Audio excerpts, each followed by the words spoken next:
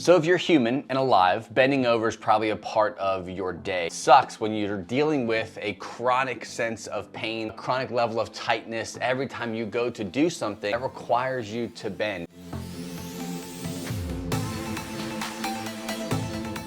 What you have to focus on is learning how to incorporate specific movements throughout your day in a passive way that allows you to introduce bending back into your life. In order to earn the ability to go to exercise number 2, you have to do exercise number 1 first confidently. What I call this is the seated flexion exercise. What you're gonna do, grab a chair, a couch, a bench, whatever you have access to. Just going to sit in that chair and be in a relaxed state. Trying to have good posture, not trying to hip hinge. What we're trying to incorporate is your ability to bend and flex the spine as much as you can, vertebrae by vertebrae. Reason for this is because oftentimes when you have chronic back pain, you create a lot of stiffness. Your body's natural protection mechanism. Dealing with chronic back pain for a long period of time, or maybe you've had a surgery and you kind of are afraid to bend, so you stiffen. Your body and brain says, hey, we have to protect this area. A lot of tension gets created to keep you from bending a relaxed position. What you're gonna do is you're gonna sit on that bench or chair, whatever you have. Start with just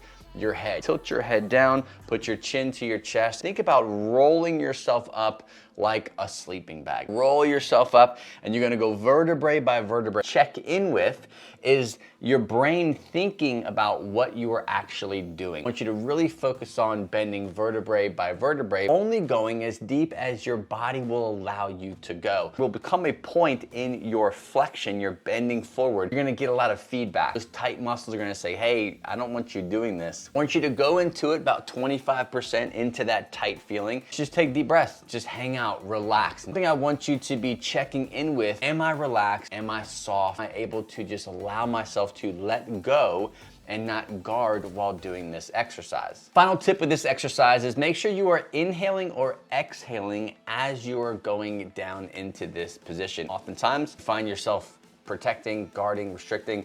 We don't want to do that. Instead, as you're working down into the segments of the spine, inhaling or exhaling, really focusing on completely shutting down and relaxing. Really quick before we jump into point number 2, exercise obviously is going to allow you to build resilience and more confidence with bending over. Most important element that you have when it comes to your workout, making sure that you're creating a workout that actually fits you. You have a sensitive low back, you have a history of minor issues, maybe a herniated disc, whichever it may be for you. You want to make sure you are following a workout that is designed for you. I've got a free guide that you can take and download, create the perfect workout that will fit you in your unique situation. fitnessforbackpain.com/pain-free training. Own personal pain-free training blueprint, my mind given to you, showing you exactly how you should be structuring your workouts for training, the timing, exercise choice, reps, sets, everything you need to make the perfect workout for you. fitnessforbackpain.com/pain-free training. Let's jump back in. All right, before you move on to the second exercise, make sure you master the first one. This is another variation of this, a little bit more in a risky way, a little bit more complicated, because you'll be actually standing while doing this. Being in the sitting position, it kind of puts your guard down. Now we're standing, a little bit more variables you got to deal with. What you're gonna do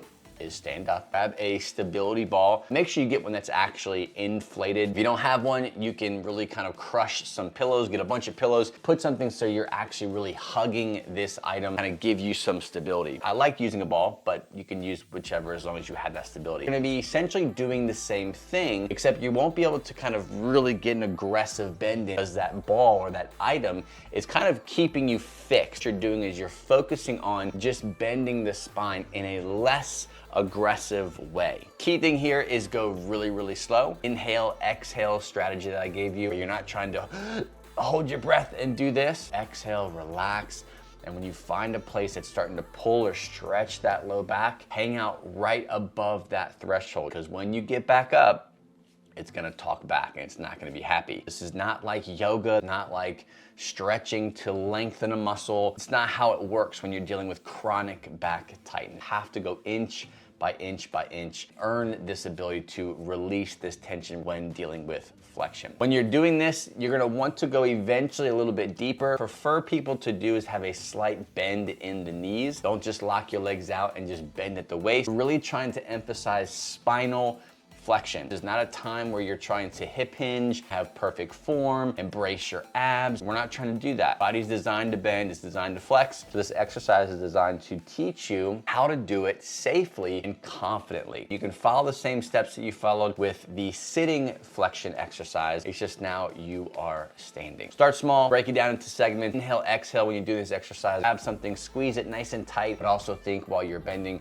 to relax. This is a topic that we kind of go deep into when it comes to working with somebody one-on-one. Each person's a little bit different. People have a lot of pain with flexion. Some people need to do this more with extension. There's a lot of different variables when it comes to your chronic back pain. Feel like you're stuck, like I'm not sure if this is good for me. Tried it, still have tightness. You may just need a second set of eyes, really kind of help you and hold your hand through the process of earning the ability to do more, not just temporarily, but actually fixing issues. So if you feel stuck at a point where you just really need help to dive into your unique situation, you might be a great fit for my Strength and Pain Relief Accelerator program. If you're interested in that or hearing more about that, shoot me an email, william@fitnessforbackpain.com. We can discuss and see where you're at exactly. So that's it. Make sure you do the sitting one first and then graduate to the standing one, and essentially making sure that you're back in the gym, challenging yourself, building strength, making sure you're doing it safely. If you're not sure how to do that in the gym, you can get my free guide, fitnessforbackpain.com/pain-free training. My blueprint, my gift to you for hanging around this long, watching my content. I want you to walk away and feel like you get a ton of value. And that free back pain guide is going to really blow your mind when it comes to how you structure your workouts. fitnessforbackpain.com/pain-free training. See you on the next episode.